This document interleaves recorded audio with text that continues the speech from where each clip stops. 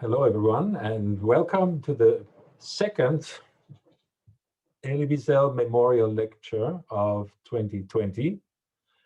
I'm very glad that we are able to continue this series, even remotely. We had a wonderful session a few weeks ago with Aviva Zornberg. We did that as a daytime event because she was zooming in from Israel, but tonight we don't have to go so far to connect with our speaker, who I will introduce in a moment. For now, let me say, my name is Michael Zank. I'm the director of the Elie Wiesel Center for Jewish Studies at Boston University and a professor of religion. And it is my pleasure to reintroduce the series topic of finding Moses. Why finding Moses? Is he a hidden figure? Is he an unknown quantity? As we learned last time from Aviva Zornberg, who found Moses in Jewish Midrash, in the tradition of Jewish textual exegesis and the imagination of Jewish literature, she made this surprising discoveries and shared them with us. My students who were there from my class on the Bible wrote response papers, and it was very clear that they had never considered Moses as simply a human being. So that was a great discovery that Aviva Zornberg was able to help us make. Tonight we will hear about Moses in early Islam. Now you might think you have 3 lectures. Why would you dedicate one to Moses in Islam? So let me tell you a quick story. I used to teach a course on Moses that started with the Bible and ended up with Sigmund Freud. And I somehow skipped Moses in the Quran because I had gone on too long earlier. I had to cut something out. And I realized as I was working my way towards the point at which one would have discussed early Islam, I realized that in so many ways, Islam is the culmination of late antique culture. It absorbs so much and gives it a new turn. Just think about it. The most frequently mentioned prophet in the Quran, in the holy scripture of Muslims, is not the Prophet Muhammad, but Prophet Musa, Moses. Moses is an important figure in the early Muslim imagination. And so tonight we are privileged to have with us Shari Lowin, who is professor of religious studies and program director of Middle Eastern Studies at Stonehill College here in Massachusetts. She earned her PhD in Near Eastern languages and civilizations from the University of Chicago, where she specialized in early Islamic intellectual thought. And her research centers on the interplay between Jewish and Islamic sources in the early medieval Islamic periods, that is between about 800 and 1200 of the Common Era. Her books include Arabic and Hebrew love poems of Al-Andalus of Spain, which was published by Routledge in 2013, which examines Arabic and Hebrew eros poetry of religious scholars in 10th to 13th century Muslim Spain. And another book of hers is The Making of a Forefather, Abraham in Islamic and Jewish Exegetical Narratives. Her current project, What Did the Jews Say in the Quran, analyzes possible midrashic and piyut background for Quranic verses that appear to quote direct speech of the Jews of Medina. So without further ado, I'm inviting Shari to join us and to give us tonight's presentation. The program will be about an hour long, maybe just a bit longer. And of course, if you ask lots of good questions, we might go on even longer, but that's then up to you. So welcome, Shari, nice to see you. And I will take myself off the screen and will mute myself, and I look forward to your presentation. Thank you very much. First of all, I'd like to thank the Elie Wiesel Center for this opportunity to be with you this evening.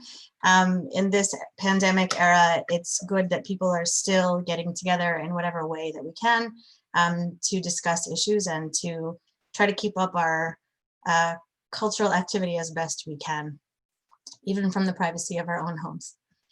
All right, so I'm working from two screens here, so I hope that it won't look so strange when I look off to the right to control the PowerPoint. And I guess let us begin. It's a little weird to talk to nobody, but I know that you're out there, so that's good. Among the more widely recognized principles of Jewish teaching regarding prophecy is the statement that never again will there arise a prophet like Moses. This idea traces back to the very last verses of the books of Moses in Deuteronomy 34:10-12.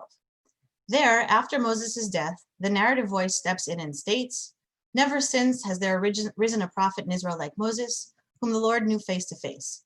He was unequaled for all the signs and wonders that the Lord had sent him to perform in the land of Egypt against Pharaoh and all his servants and his entire land, and for all the mighty deeds and all the terrifying displays of power that Moses performed in the sight of all Israel." This teaching took on a more official nature in the medieval period when the philosopher Maimonides, who died in 1204, included it as one of his 13 fundamental principles of Judaism. In Principle 7, Maimonides insists that Jews are to believe that Moses, quote, was the chief of all other prophets before him and after him, all of whom were his inferiors. This idea of Moses as prophet extraordinaire appears also in the Islamic tradition. Of all the prophets, biblical and otherwise, to appear in the Quran, Moses appears more frequently than any other, as Michael had said. The name Musa, Arabic for Moses, appears a staggering 136 times in the Quran. The next closest is Abraham, at 69 mentions, fewer by almost half. Muhammad himself, the man Islam champions as God's final and inimitable messenger, appears by name only 4 times, although this should not be that surprising considering that the Quran is directed to Muhammad and is not primarily about him. It is not only Moses' name that appears so frequently in the Quran, rather, the life of no other prophet is narrated in as much breadth and detail as that of Moses. This narrative attention is not surprising given the Quran's characterization of Moses as bearing a unique status not shared with other prophets. In chapter 4, verses 163-164, the Quran reports that God gave revelation to a number of prophets and messengers before Muhammad, including Noah, Abraham, Ishmael, Isaac, Jacob, the tribes, Jesus, Job, Jonah, Aaron, Solomon, David, and other unnamed prophets and messengers. However, says the verse at the end, but God spoke to Moses directly. In Arabic, وَكَلَمَ اللَّهُ مُوسَى تَكْلِيمًا. Sorry for my bad accent. As we can see from this, according to the Quran, Moses' communication with God was more intimate and connected than that of any other prophet, seemingly including Muhammad. Echoing this, in 7:144, God declares that his speaking with Moses signifies his preference for Moses over all other humans, again, possibly even Muhammad. "O Moses," says God, "I have chosen you above mankind through my messages and my speaking with you, wa bi kalami. So take what I have given you and be one of the thankful." Because of this emphasis on God's speaking with Moses so directly, Islamic tradition bestows upon Moses the high status and singular title, Kalim Allah, God's interlocutor. It is true, however, that such accolades of Moses do not go unchallenged in the Quran. Despite these verses' insistence on Moses' unique closeness to God, the Quran simultaneously asserts that there is no distinction between any of God's various prophets. All are equal, with Moses no better than any other. In 2:136, for example, God, or the angel Gabriel, instructs Muhammad to say, "We believe in God and in that which was sent down to us, and in that which was sent down unto Abraham, Ishmael, Isaac, Jacob, and the tribes, and in what Moses and Jesus were given, and in what the prophets were given from their Lord. We make no distinction among any of them, and unto him we submit." Similarly, in 33:7, God reminds Muhammad that while he has made a covenant with Muhammad, he made the same covenant with any number of prophets. The verse then singles out Noah, Abraham, Jesus, and Moses, thereby establishing a measure of equality between them. Nonetheless, time and again, the Quran presents Moses not only as great, but as the prophetic standard to which Muhammad is compared, and which he sometimes needs to beat, which he does. In 46:10, for example, God commands Muhammad to lay out what sounds like an early version of Pascal's wager to those who refuse to believe in him and accuse him of forging the Quran. Muhammad, God instructs, is to say to them, "Have you considered if it is from God and you do not believe in it, though a witness from the children of Israel testified to its like, then believed in it while you waxed arrogant? Surely God guides not wrongdoing people." Islamic tradition understands this witness from the children of Israel here as Moses, and the grammar of the verse allows for two readings of what it is that Moses testifies to. Believe in it could also be read as believe in him. Arabic has no it. Such that Moses testifies either to the fact that Muhammad's revelation resembles his own, or to the notion that the later Arabian prophet himself resembles the earlier Israelite. Muslim readers understood both ideas at work in the verse. Moses thus testifies not only that Muhammad is Moses' equivalent, but that Muhammad's revelations are like his own, and he, Moses, followed them over his own revelations. This teaching that Muhammad was simultaneously Moses' equal and his better can be seen in the hadith texts as well. Now, I should take a step back here to explain what hadith reports are for those who may not be familiar with the term. Very generally speaking, hadith refers to oral literature that explains or expands upon the Quran or Muhammad's life. One such hadith narration on Muhammad as Moses' equal relates that an unnamed Jew once came to complain to Muhammad after a Muslim had slapped him across the face. Muhammad questioned both parties and learned that the fracas had begun when the Jew had sworn aloud, quote, "by him who gave Moses superiority over all people," unquote. The Muslim, insulted on behalf of the more recent prophet, Muhammad, slapped the Jew and swore, "by him who gave Muhammad superiority over all people." Muhammad, rather than immediately ruling in favor of the Muslim, as one might expect, cautioned his followers never to attribute superiority to one prophet over another. On the day of resurrection, he explained, all people will fall unconscious before God, and Muhammad will be the first to regain consciousness. However, when he does, Muhammad acknowledged he will find Moses already standing up and holding on to one of the legs of the divine throne. What's more, Muhammad will not be able to tell whether Moses had simply recovered first, or if God had allowed Moses to remain conscious throughout the experience. Thus, it is better, cautioned Muhammad, not to make any claims about the superiority of particular prophets over others. In a conflicting hadith report, Muhammad does precisely this, declares himself to be above Moses. According to Sunan al-Darimi, Umar ibn al-Khattab, later the second caliph of the Muslim community, once brought a copy of the Torah before Muhammad. Somewhat surprisingly, Muhammad had no reaction. So Umar began reading from the Torah. As he did, Muhammad's face became angrier and angrier. Umar noticed, stopped, apologized, and immediately declared fealty to God, to Islam, and to Muhammad as God's prophet. Muhammad chastisingly responded, "By the one in whose hand is Muhammad's soul, if Moses appeared to you now, and you followed him and abandoned me, you would thus stray from the right path into error." If declaring that following the laws of Moses equaled straying from the path of God weren't a strong enough statement of Muhammad's supremacy, Muhammad then added, "And if Moses were alive and became aware of my prophethood, he would follow me."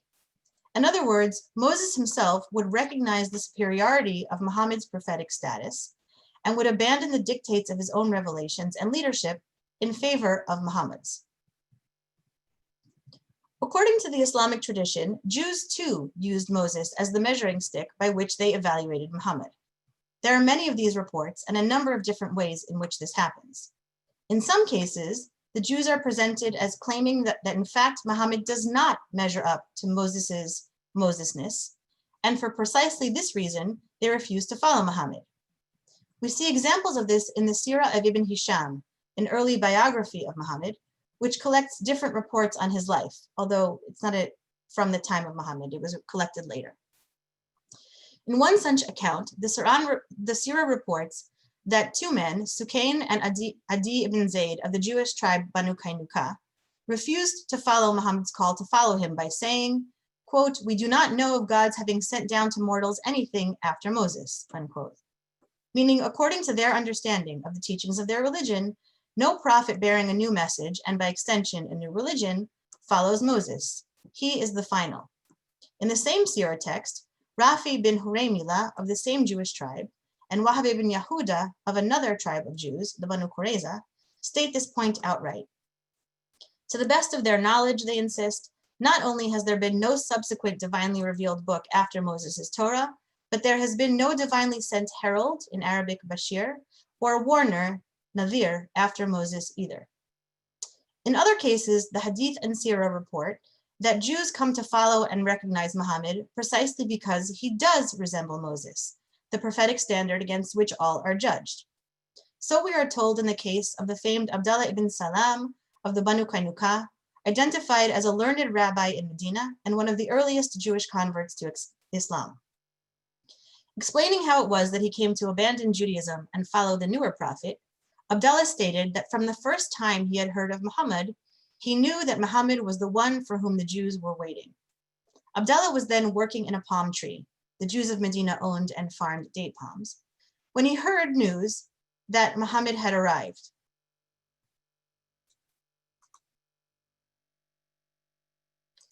He excitedly called out, "Allahu Akbar, God is the greatest."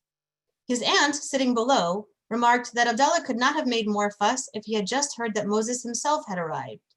Abdullah replied, "Indeed, aunt, he, Muhammad, is the brother of Moses and follows his religion, being sent with the same mission." Convinced by this new Moses-like apostle, Abdullah went straight to Muhammad and became a Muslim, and then ordered his family to do the same. So we see that over and over again in the Islamic sources, both the Quran itself and the supplementary materials, Moses is held up as a model prophet for Muhammad. The more Muhammad resembles him, the more vindicated he is in claiming to have been sent by God with a new revelation for people to follow. But if Moses' Mosesness proves so important, we need to understand what this Mosesness really is. What does the Islamic tradition report about the man himself? What stories can we find there? And what messages about him are embedded in these? There are in truth too many stories about Moses to discuss in 1 hour, or what now remains of an hour. I want to focus, therefore, on the stories surrounding Moses' birth, in particular at the narratives found in the Quran and in a genre of literature known as the Isra'iliyyat. A word about this latter term, Isra'iliyyat. Isra'iliyyat are extra-Quranic Islamic narratives on the forefathers. They are best understood as supplemental, historical or homiletical enhancements, rather than outright exegesis. The name derives from both their content and their origin. Content-wise, the term generally refers to narratives about the children of Israel, Isra'iliyyat.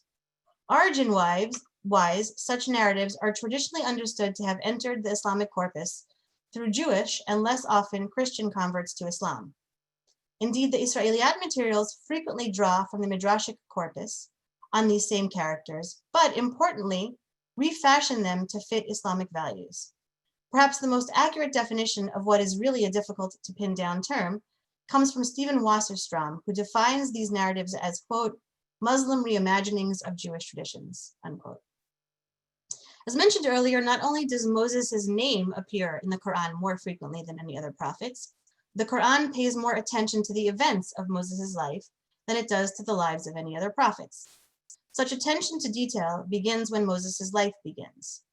Significantly, Moses is one of only 2 prophets whose births the Quran records. The other is Jesus, whose birth, given that his mother is a virgin and he has no father, is admittedly a story that needs telling. Unlike Jesus, however, Moses' conception and the actual birth are entirely human. It's the context that is miraculous and significant for the current discussion. The birth of Moses is recorded twice. Now I change the slide. In Quran chapter 20 and in Quran chapter 28. The more detailed version appears in chapter 28, where we find, I know there's a lot of words here, so I'll tell you what it says, where we find that, as in the biblical tradition, Moses was born during an era in which Pharaoh wanted to kill the Israelite baby boys.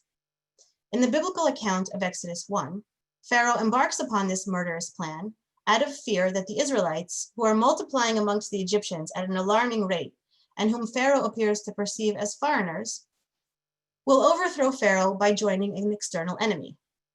Although the Quranic account here generally resembles the Bible's, it is not in agreement on this point, on the motivation for Pharaoh's maniacal cruelty against the baby boys.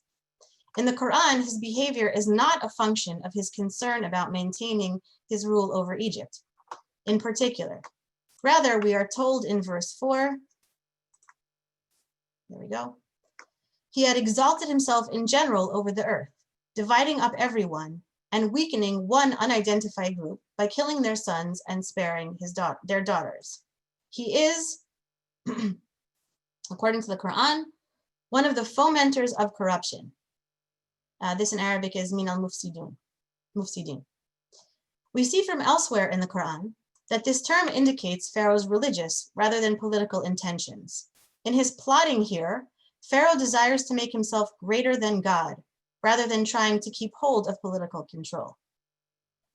Into this situation, Quran chapter 28 reports, Moses is born. As in the Bible, here too, Moses' mother works to save her infant child from Pharaoh's infanticidal decree by caring for him as long as she can. And when she can now no longer do so without fearing for his life, verse 7, which is here, she cast him into the sea. Cast him into the sea. Quran chapter 20, verse 39, not in this chapter, but in somewhere else. Oh, sorry, that's just a picture of the mother of Moses and Moses. All right, Quran chapter 20, verse 39 explains that she didn't simply launch him unprotected into the waters, but put him into a small ark and put that into the waters. The baby is then picked up by the wife of Pharaoh, who convinces her husband to let her adopt the foundling, in verse 9, back to the larger story here. Moses' sister, meanwhile, watched the events unfold, and as she does in the Bible, arranged for Moses' own biological mother to serve as his wet nurse. It's so mostly similar, slightly different.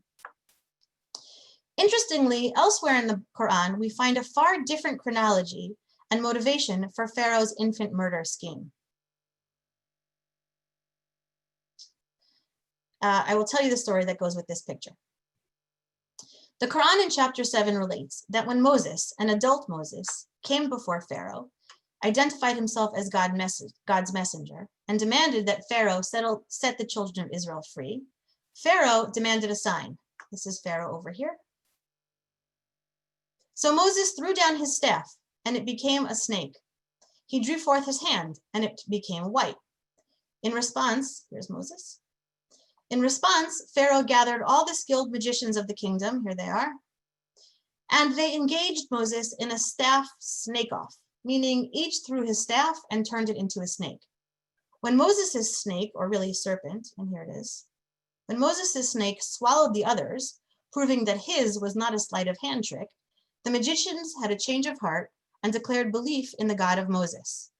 Here they are, worshiping the God of Moses. Pharaoh became enraged, there he is, looking enraged, at their believing in God without his permission and threatened them with death. But the newly God-fearing magicians remained unmoved and wouldn't convert back. In verse 127, the verse shifts back to Moses, as the people, here they are, outraged by Moses' challenge to their religion, ask Pharaoh, "Will you leave Moses and his people to foment corruption on the earth and to forsake you and your gods?" Chastened or emboldened, Pharaoh replied, "We shall kill their sons and keep their women alive. Surely we shall be supreme over them." In other words, in chapter 7, unlike chapter 28 and chapter 20, Moses is already an adult when the kill the baby plan occurs. And Pharaoh's murderous scheme is intended here in preventing people from following Moses and his God, not in just generally being a nasty dude. Moses' own birth and the circumstances surrounding it are not even related in chapter 7. But let us return to the infancy of Moses in chapters 20 and 28.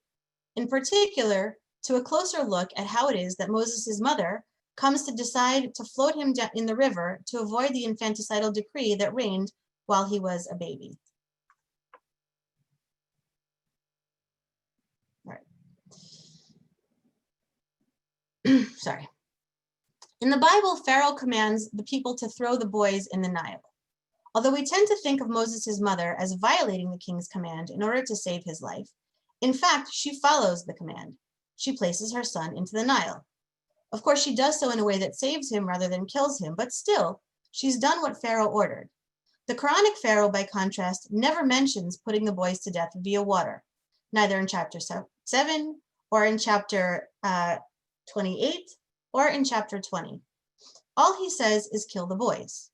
So why does Moses' mother in the Quran think to throw him there? On its face, it's a terrible, terrible plan.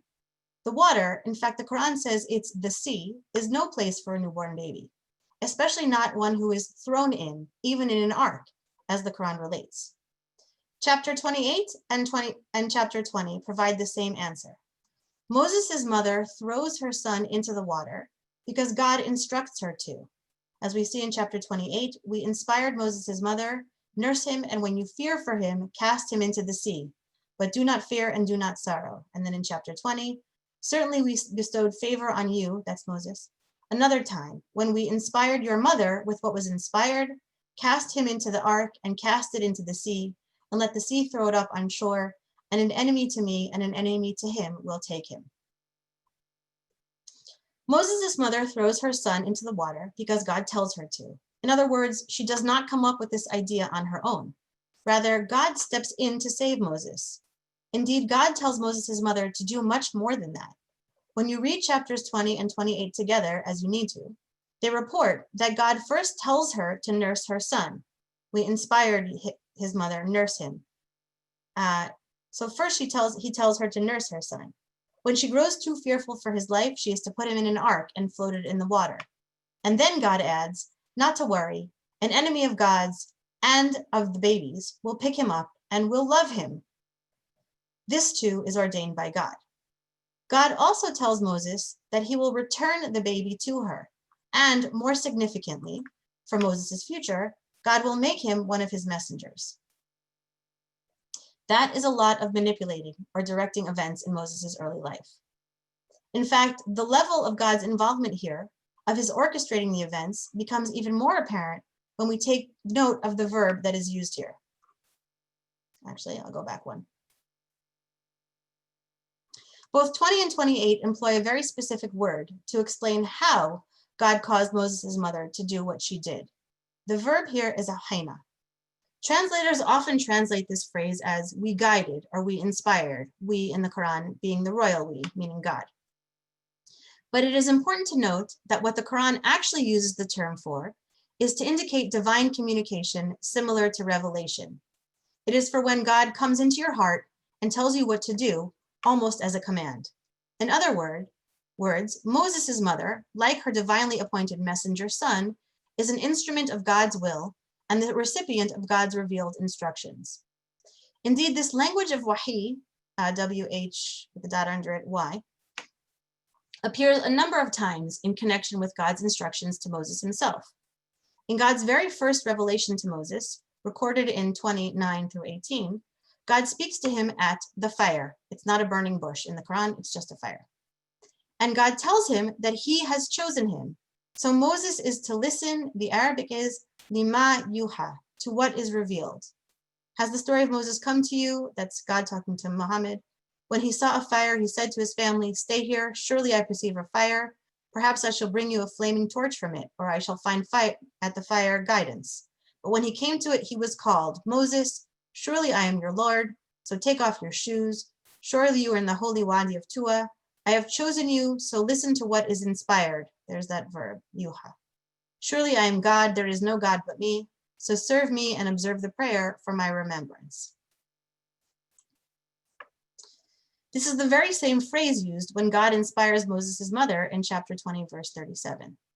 And the verb continues throughout Moses' life. In Quran chapter 7, 117, God wahis Moses to throw his staff, which turns into a hungry serpent. In 7, 160, God wahis Moses to strike the rock when his people ask him for water. In 2652, 2077, and 26:63, the Quran uses the phrase 3 times in connection with leaving Egypt. God wahiys Moses to lead his people out of Egypt at night, and to use his staff to strike the water and make for them a dry passage that they can walk through without fear of being brought back into oppression. What we learn from this is that both mother and son's actions are orchestrated by God. Such divine guidance of both mother and son continue in the exegetical texts. In one retelling of Moses' birth, the Sunni scholar Ibn Asakir, in his Tarikh Madinat Dimashq, relates, after Moses was born, the midwife was so impressed by the light shining between his eyes that though she had been charged with killing him and all boys, she couldn't, and so she left, warning his mother to guide him. Interestingly, the motif of the murderous midwife plan is a biblical element that does not appear in the Quran, but does appear in the extra Quranic materials. So she was so frightened by the light shining from his eyes that she left without killing him and told his mother to guard him. Her leaving was noted by a number of eyes who banged on the door to get in. Now the sister of Moses had lit a fire in the oven in order to bake bread, and when she heard the knocking at the door, she called out, "Oh mother, the watchman is at the door." His mother lost her mind out of fear, grabbed Moses, wrapped him in a cloth, and intending to hide the baby, shoved him in the lit oven. When she realized what she had done, she fell into a panic. But, says Ibn Asakir, all this was from God for what he had intended for his servant. This idea of God's guiding Moses' mother as divine orchestration of Moses' life is repeated at the end of the narrative. Ibn Asakir continues, when the guard left, Moses' mother's sense returned to her, and she turned to her daughter and cried, "Where is the boy?" She answered, "I have no idea." Suddenly, they heard crying from the oven, and they rushed over and took him out. God had made the fire cold and safe, and so he had been unharmed. She took him out of the oven and nursed him, and this, says Ibn Asakir, is what the Quran refers to when it says, "We, Wahayna, inspired the mother of Moses." Indeed, that's not actually Moses. Indeed, in the Islamic traditions, God did not simply control Moses' mother's reaction to the threat against him. Rather, we find in the extra-scriptural Muslim material that the entire threat was manufactured by God. I should explain what I mean. Unlike the Quran, but like the Midrashic texts, with which some listening might be familiar, the Isra'iliyyat report that Pharaoh was not simply looking to preserve his supremacy through group oppression, as the Quran indicates. Rather, he was looking to kill one boy in particular. According to these Isra'iliyyat narratives, Pharaoh saw in a dream, or sometimes it is told that his priests informed him, that a child was going to be born to the children of Israel who was going to cause problems for him. One version, related by the 9th century historian and collector of traditions, Al-Tabari, tells that Pharaoh dreamed of a fire that rose from Beit al-Maqdis, either Jerusalem or the Temple Mount, and devoured everything in its path, overcoming the houses of Egypt. In another version, related by Al-Kisai, Pharaoh dreamed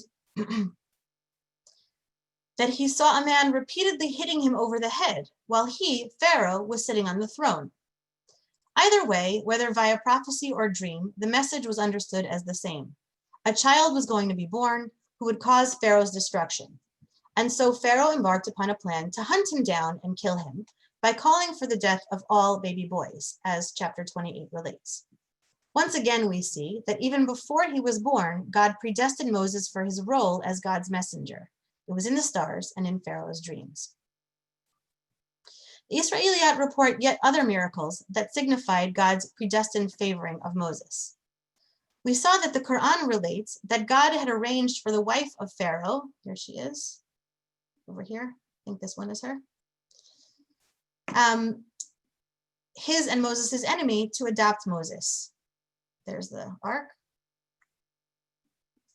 Now, as she had not birthed him, Pharaoh's wife needed to arrange a wet nurse for Moses. And chapter 28, verse 12 reports that she ended up employing Moses' own mother to do this. This was not a coincidence, relates the Quran. But in verse 12, God had forbidden any wet nurses from feeding Moses in order to return the child to his empty-hearted and grieving mother. The Isra'iliyyat extend this nursing miracle. According to Ibn Asakir, Not only was the baby returned to his own mother for her to nurse him herself, but she utilized somewhat unusual sources as aids in feeding her child. Says Ibn Asakir, Moses' mother fed him with the help of a rock. This is not your normal infant feeding tool. But let us not think that such an unusual source of nutrition had negative consequences on Moses' growth. The Shi'i al-Majlisi reports that at some point Pharaoh grew suspicious that the boy whom his wife had brought into their home was the boy destined to overthrow him, and so he wanted to execute him. His wife, here named Asya, as she is in many of the Isra'iliyyat and Hadith texts, rushed to the boy's defense. She pointed out that he was far too big a child to have been born as recently as required by the prophecy. Perhaps Moses' growth was aided by the fact that, according to Thalabi and Ibn Asakir, when Asya first opened the ark, we don't have a picture of that, we only have the closed ark here, she saw a young boy whose sustenance was provided by God, who had caused leaven to exude from the child's fingers when he sucked them. But this was not the only miraculous aspect that Asya noted when she first saw Moses. Thalabi as well as Al-Kisai report that when she opened the ark, she saw a little baby with light shining and twinkling in his eyes. Other Isra'iliyyat texts inform us that this was not just a figure of speech, the way we say in English that one's eyes twinkle. Rather, his eyes were emitting an actual and divine light. So says Thalabi, who reports that the light shone forth so brightly from his eyes that the midwife who delivered him began trembling all over. In other texts, we find it told that after Moses was born, the midwife was so impressed by the light shining between his eyes that though she had been charged with killing him, she could not.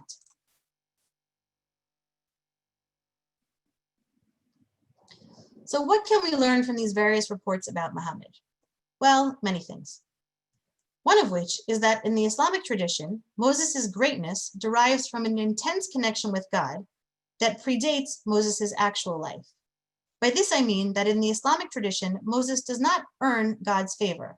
God does not watch him to see if he has leadership qualities important for being the leader of the children of Israel.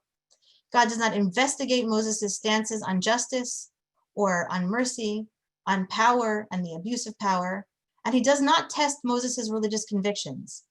Instead, in these traditions, God plots everything about Moses in advance. There is a prophecy. His mother's reactions to the danger are commanded by God. The infant's eyes shine with the light of divine favor and cause his adoptive mother and the midwife, who should have hated him, to fall in love with him. God prevents him from nursing so that he will be returned to his own mother, and he is miraculously fed by rocks or by his own fingers. Indeed, even Moses' belief in God is not left up to Moses' control, but as 29 records, God gets into his heart and inspires him, that wahi verb again, to know God. Okay, I'm going to stop the PowerPoint at this point, but keep talking.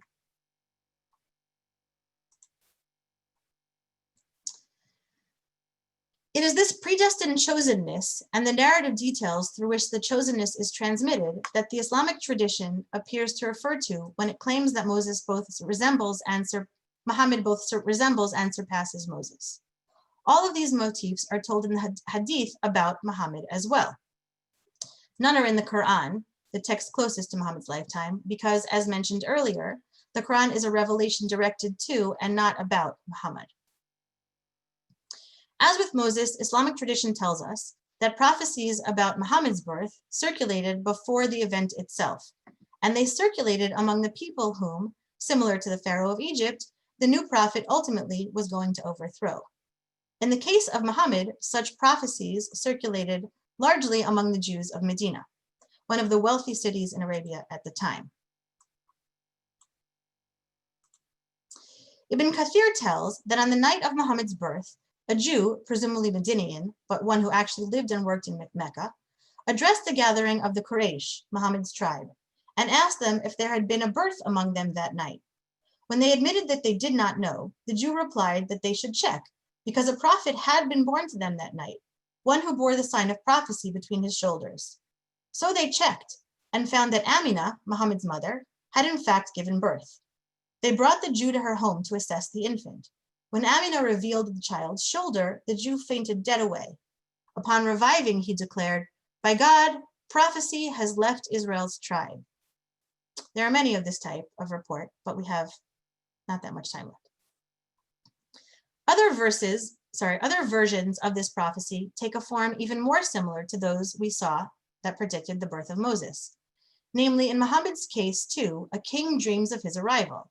What's more, as in Moses' case, where Pharaoh dreams of a fire rising from Beit al-Maqdis and destroying all the houses of Egypt, so too Muhammad's birth is perceived as a rising conflagration.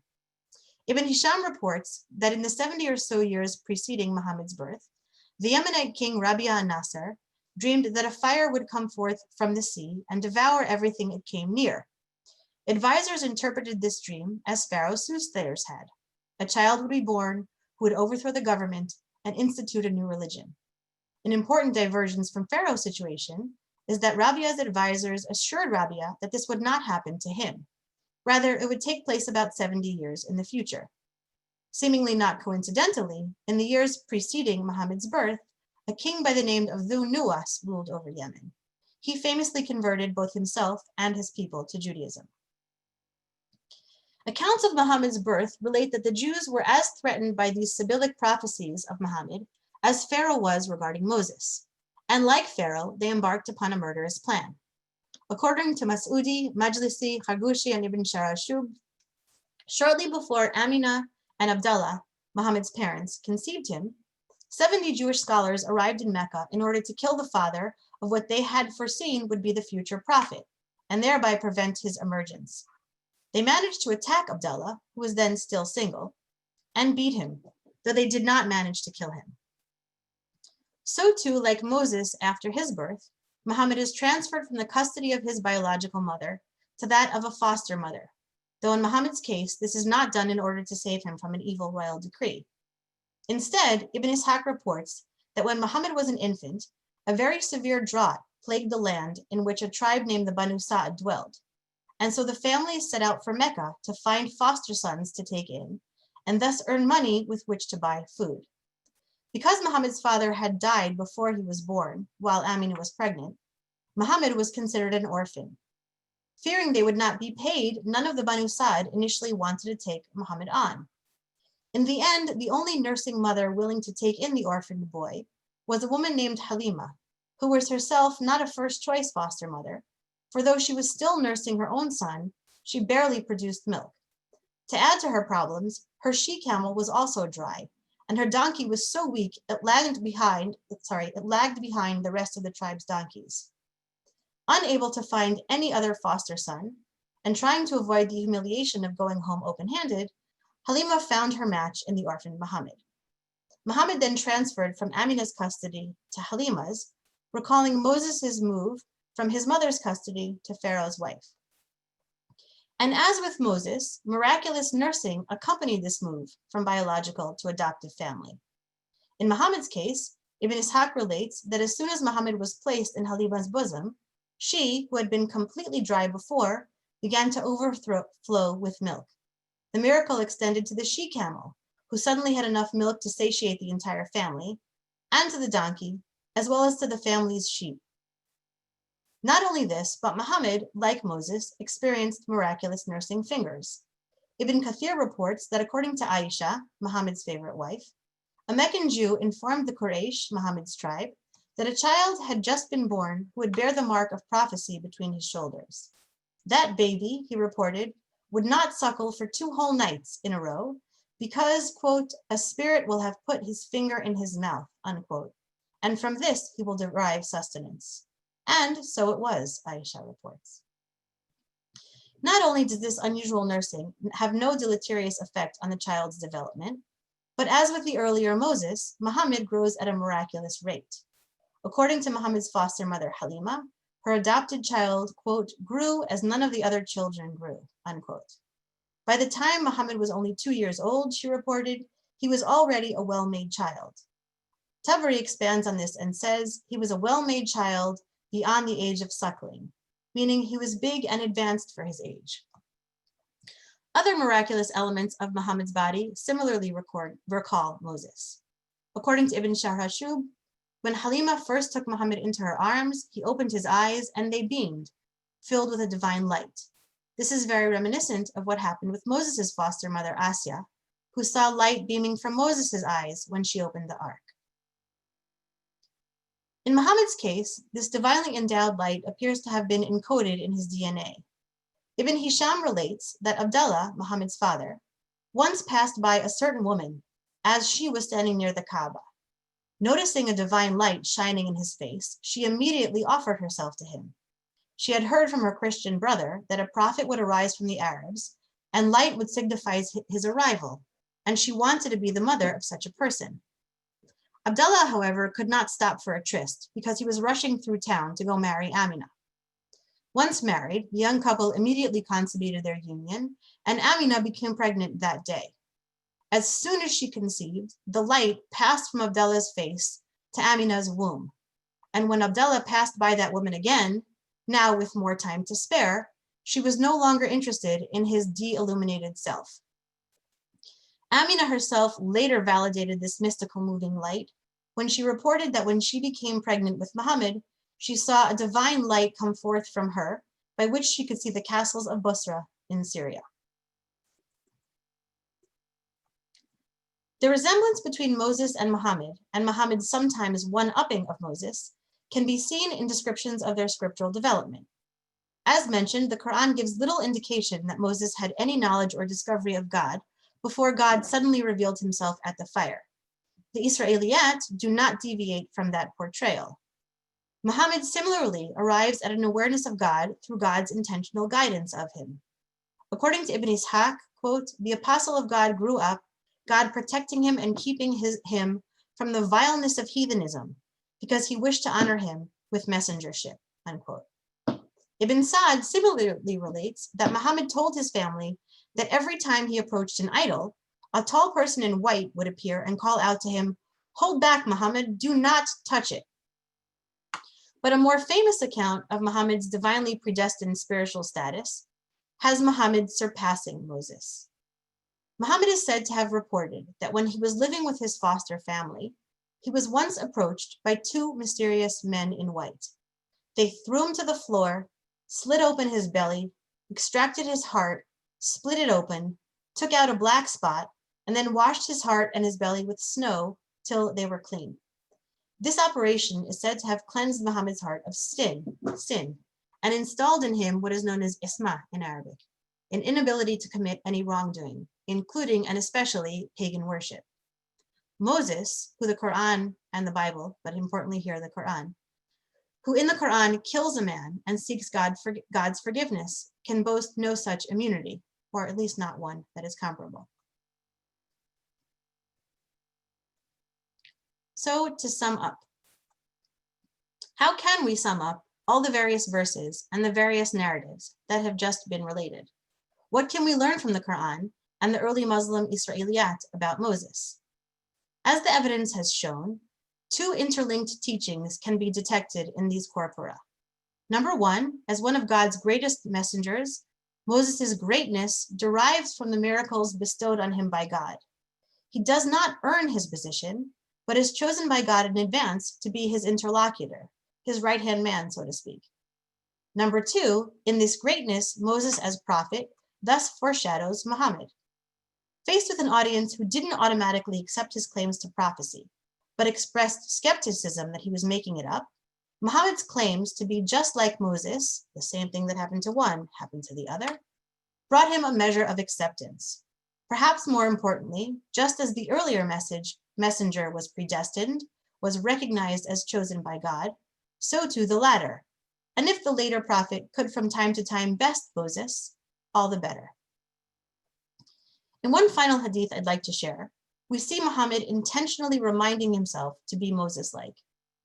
In the Sahih collection of Al-Bukhari and Muslim, Ibn Mas'ud reports, the messenger of God was distributing charity when a man from the Ansar, that means the Medinian converts to Islam, when a man from the Ansar said, by God, Muhammad did not intend to please God with this.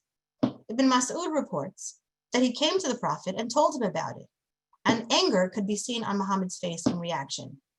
But then Ibn Mas'ud reports, apparently advising himself to remain stalwart in the face of such an insult, that he was collecting charity for nefarious purposes, Muhammad said, Moses was hurt by more than this, yet he remained patient, and his anger abated. As we look toward the events of tomorrow, I'm sure we're all anxious. Let us take Muhammad's advice to heart and try to be patient like Moses. Thank you.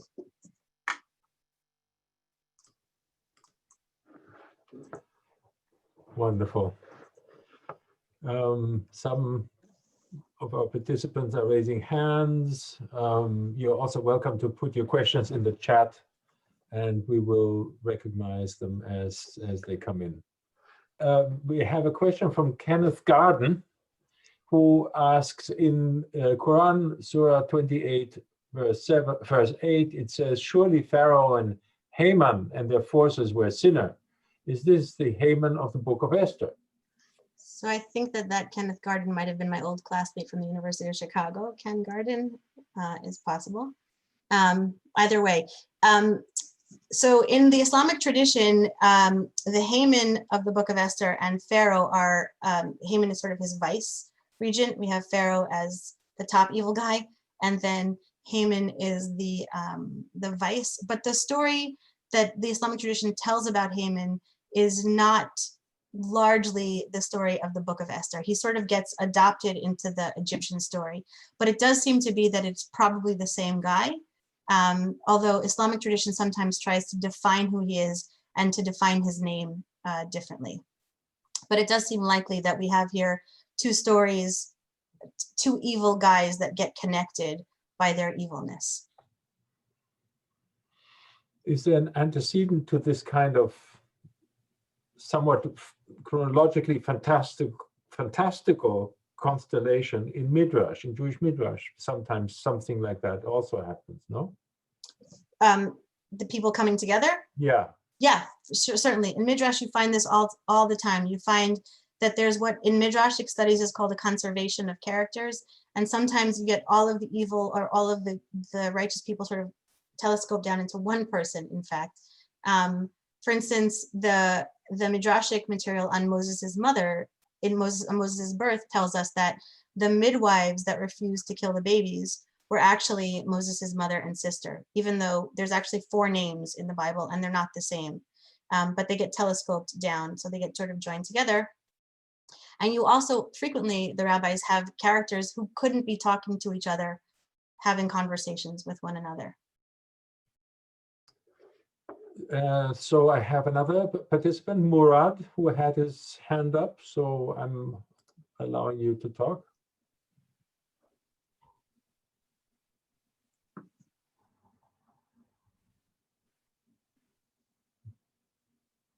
Murad?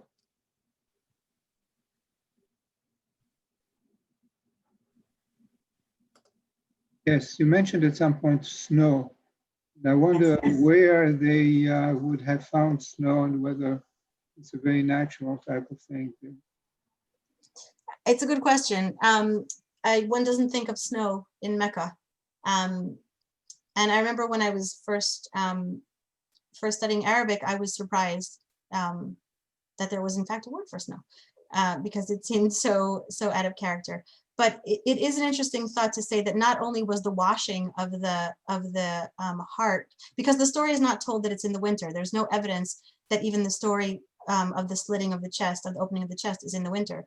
So the fact that there's snow involved does seem to add another layer of miraculousness, that as it's needed, this sort of miraculous material is revealed and used.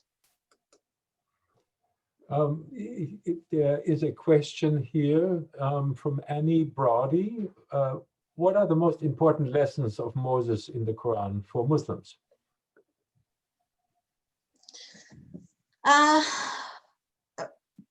There are a number of lessons for Moses in the Quran, and it depends through which exegetical text you're reading.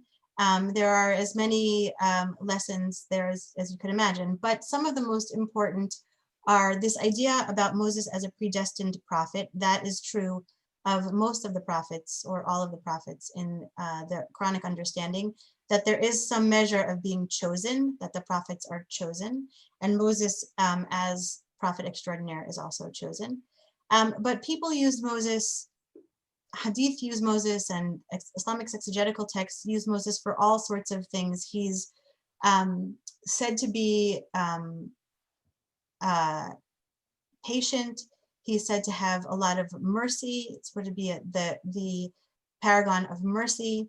We see a very, very famous story that is commentary, actually, not about the Quran, but about Muhammad's life, which is called the Night Journey and the Ascension of Muhammad, where Muhammad travels by night, either in a dream or not, from Mecca to Jerusalem, and then steps off at the Dome of the Rock, on the rock, and goes up to the various levels of heaven.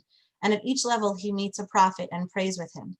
When he gets to the top, second from the top is actually Moses. The one who's the very top is Abraham. But when he gets to Moses, he gets up to God. God tells him to tell the Muslims to pray 50 times a day. So he comes back down, says hello to Abraham, gets back to Moses, and Moses says, what did he say? And Muhammad says, he said pray 50 times a day. Moses says, it's too much. Go back. Get a reduction.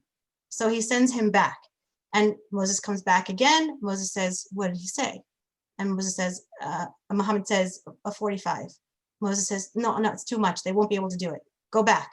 And this keeps happening, that Moses sending him back up and him coming back down until he gets down to 5. And when he gets down to 5, he says to Moses, I can't go back up there. This is it. It's going to be 5. And that's the 5 that Muslims pray 5 times a day. So we see that sort of Moses becomes this person who sort of defends this is a very Jewish way to say it, but he defends the people against God. That he is known for sort of his empathy for people and his empathy for Muslims, and sort of serving as that intermediary between God and the Muslims also, and the people, to have sort of mercy and empathy. I see that there's a question here: when and how does the burial site of Nabi Musa in Israel get established? And I can answer that very easily by saying I do not know. So I don't know if somebody else knows.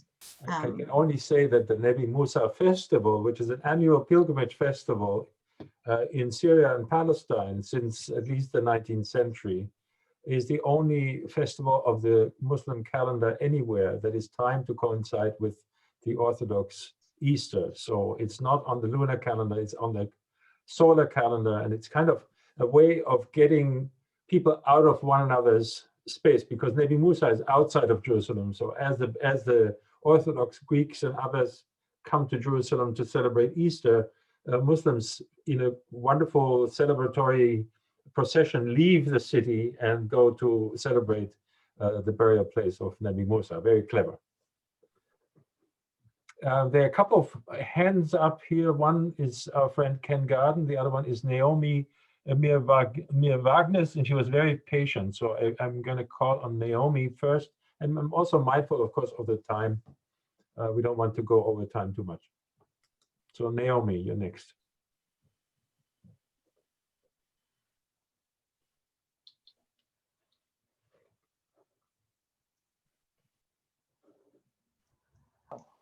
Okay. I'm presuming that the absence of Jesus in any of this lecture comes primarily from the fact that there was a Jewish community right there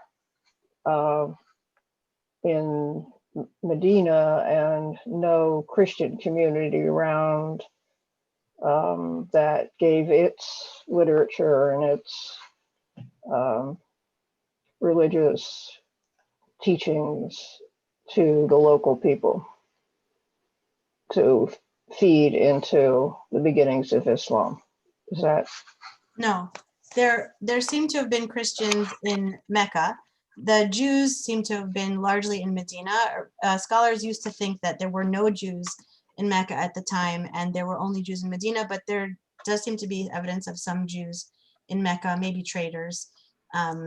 But largely the Jewish community lived in Medina, and in Mecca there were Christians. And in fact, the Byzantine Empire was quite strong then, so they were around. There were Christians around and there were Jews around. The Muslims moved from Mecca to Medina, so they start in Mecca, and then when they're not well liked by the Quraysh, the tribe that lives there, they end up going to Medina for about 10 years, and then they come back to Mecca. But there were Christians, and yeah. But is there no role for Jesus as a prophet in this tradition? Sure. That's the question. In the Islamic tradition, is there a role for Jesus? Yeah. Yes, in the Islamic tradition, there is a role for Jesus. He's mentioned in some of the lists of prophets that were on the PowerPoint. Jesus is, as in the Christian tradition, he is the son of Mary, but whereas in the Christian tradition, his father is God, in the Muslim tradition, he simply has no father. And he is also a messenger, meaning he is given a revelation that leads to the founding of another religious tradition. And he is performs some of the miracles that might sound familiar from the New Testament, that he heals the leper and he heals the sick and he revives the dead. And he, what's called in the Quran, he sets a magical table, and he ends up going, he has to run away and comes back. So he is called in Arabic, I was just doing this with I teach a class called the Muslim Jesus, and we were just discussing this today. In the Quran, he is actually given the title Al-Masih, the messenger. But what that means in Arabic is not, and in the Quran is not the same thing as what it means in Christianity. It is not about saving from sin in Christianity. Thank you for that question, and also for this interesting answer. Maybe Ken Garden has another question to ask, and then I have some concluding remarks.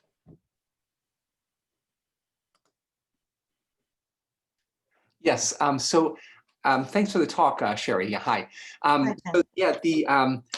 These stories about Moses, as you point out, one thing that many people don't realize about the Quran is that there are all these biblical narratives that come up in it, and many of these figures, so there are stories about Lot, about Noah, and then also about these other, Saleh and Hud, these other prophets that are unique to the Quran. But often they're sometimes referred to as pericopes, so brief references to stories. The whole story isn't told, and often they're stripped down to a single message, which is that God sends messengers to warn sinful peoples to mend their ways, and if they don't, God destroys them, and that God is sending you a messenger, Muhammad, and that you better mend your ways, or the same thing could happen to you. But as you point out, the stories about Moses are much more complicated than that, and they don't really seem to reduce so easily to that simple message of sending a messenger to a sinful people. I mean, clearly, Moses's mission is much more complicated than that. And I wonder, I mean, do you feel like Moses is a really unique figure compared to some of these other sort of Abrahamic figures that you find in the Quran? So it's a very good question. What Ken is referring to, if I think it was Ken, I think your question was clear, but just to reiterate, is that a lot of the stories about previous prophets are what's known as punishment stories. That the point is, if you don't do if you don't repent from your sins, God will punish you, just as happened to the people of. And then the story will say sort of people of Lot. And Moses is a much more complicated story. I do think that there is a lot of similarities, Ken, between Moses and, let's say, Abraham, and Moses and Jesus. That those three, the big three, which are sort of the first monotheist, the one that Judaism ends up being founded based on, and the one that ends up being the one that Christianity is based on, those three there's more detail about them, and those three have more similarities, and their messages are also more complicated. So I think that those are the more complexified, if we want to say, of them. And it's not an accident that the fourth in that is that Muhammad, right? So that these are the founders of religions, of the monotheist religions. And so their messages are told in more detail, and with variations about what the message is, if that answers your question. Yeah, thanks. So clearly, what you've given us to understand is that there's much more to know. And this was an interesting opening in so many ways, because you have shown us just that there is so much to know, and who knew that there was so much to know. And you gave us a wonderfully clear and very lively and competent introduction to this complex literature and this literary heritage that to many of us is quite unfamiliar. and it's a joy to learn from you. I envy your students at Thank you. Stonehill. Very kind. And so right now, I just want to thank everyone who came tonight and who stayed with us for this hour and a bit. And I want to invite you back for November 16. It's again a Monday night. We will have Professor Herbert Marbury from Vanderbilt University Divinity School, who will speak about Moses in the African American tradition. My colleague Keisha Ali and I used to teach a course on Moses and Muhammad, and it always culminated in the discussion of two great American figures, both with significant connections to Boston, namely Malcolm X and the Reverend Martin Luther King Jr., as a kind of, again, as a new Moses and a new Muhammad in the American tradition. And so I'm very much looking forward to this concluding lecture of our three-part series, and I hope we will see you all there. So thank you, Shari. Thanks, everyone, and I hope to see you soon. Thank you.